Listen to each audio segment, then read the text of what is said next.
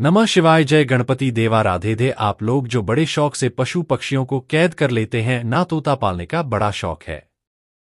पक्षियों के लोग पंख काट देते हैं।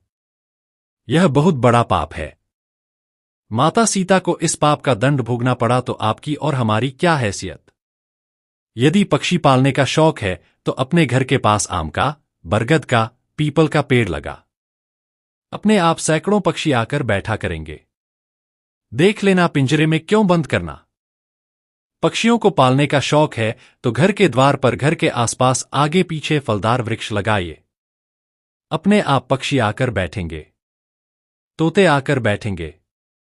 उनको भोजन मिलेगा, फल मिलेगा, खाएंगे। वो चहकेंगे, तुम्हारे पेड़ पर बार बार तुम्हें दिखेंगे। वह उस पेड़ पर घोंसला बनाएंगे, अंडे देंगे। उनका घर है वह पेड़। पिंजरा कितना बड़ा अत्याचार करते हैं आप लोग। एक पक्षी की 2530 साल की आयु होती है लगभग, तोते की और अधिक तो 40 साल इतनी लगभग जीता है। तोता क्यों और भी होता भगवान जाने, हम उस पर ना जाए। बस यह माने कि यदि पक्षी 40 साल जिंदा रहा और सोचो कि आपके पिंजरे में रहा 30 साल या 20 साल, जानते हो 20 साल में उम्र कैद होती है। हमारे देश के कानून में 20 साल से अधिक की सजा नहीं है। उम्र कैद 20 साल का होता है। बोलो हां, उसमें भी दिन रात गिनी जाती है। और भी होता होगा। भगवान जाने, मुझे कानून का ज्यादा ज्ञान नहीं। जो जानते हो आप लोग जानो। लेकिन मैंने इतना सुना है कि 20 साल की सजा को उम्र कैद कहते हैं। वो अलग एक उम्र कैद होती होगी कि वही मरना है, वहीं जीना है। वह अलग वो भी कुछ होता होगा। सोचिए कि आदमी की उम्र में 20 साल मतलब कितना लंबा कार्यकाल होता है। 20 साल और आपने 20 साल की जेल दे दी पक्षी को जिसने कोई अपराध नहीं किया। उसका अपराध केवल इतना है कि आपको तोता पालने का शौक है और वह तोता है। बस यही अपराध है उसका। वह सुंदर है, ईश्वर ने उसे सुंदर बनाया है। बस आपका मन करता है उसे देखने का, प्यार करने का।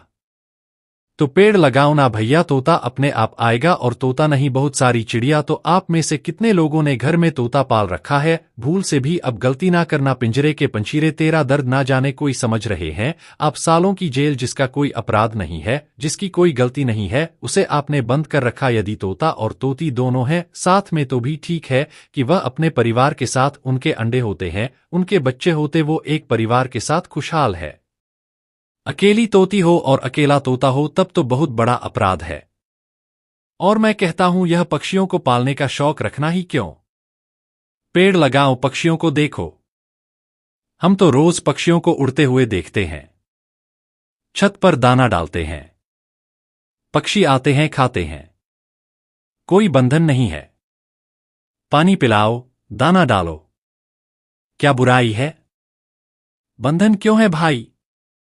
कौन सी समझदारी है। फिर यह तो निर्दयता हो गई ना। तुमने पशु पक्षियों पर घोर अत्याचार किया। सुनो, चाहे पक्षी हो या पशु, चाहे इंसान हो, वह परिवार के साथ है तो सही। परिवार के साथ पति पत्नी दोनों साथ रहे, उनके बच्चे भी रहे, वो भी साथ रहे। साथ में है तब तो सब सही है। अलग अलग अपराध है। आप किसी की पत्नी का हरण कर लो, आप किसी के पति का हरण कर लो। किसी का पति भगवान के घर चला जाता है तो बेचारी उसकी स्त्री उसके लिए तड़प तड़प कर कितना परेशान होती है। एक स्त्री का दर्द आप समझते हैं जिसका पति छोड़कर चला जाए। ऐसे ही तो वो चिड़िया भी होती होगी, पर वो कह नहीं पाती अपना दर्द किसी से। पक्षी है, पशु है। कुछ लोग तो मार मार करके खा जाते हैं। क्यों क्यों किसी की हत्या करना। अरे जीव जंतुओं से भी प्यार करो, पशु पक्षियों से प्यार करो। और प्यार करने वाला, जिसके हृदय में प्रेम है, करुणा है, वह कभी हत्या नहीं कर सकता।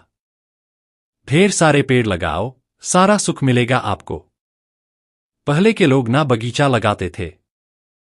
बगीचा जानते हैं, पहले ना गांव में जो गांव का मुखिया होता था, गांव का जो बड़ा आदमी होता था या सामान्य भी होता था, उसका भी एक छोटा बड़ा बगीचा जरूर होता था। पहले के गर्मियों में एसी चालू करके सो नहीं जाते थे।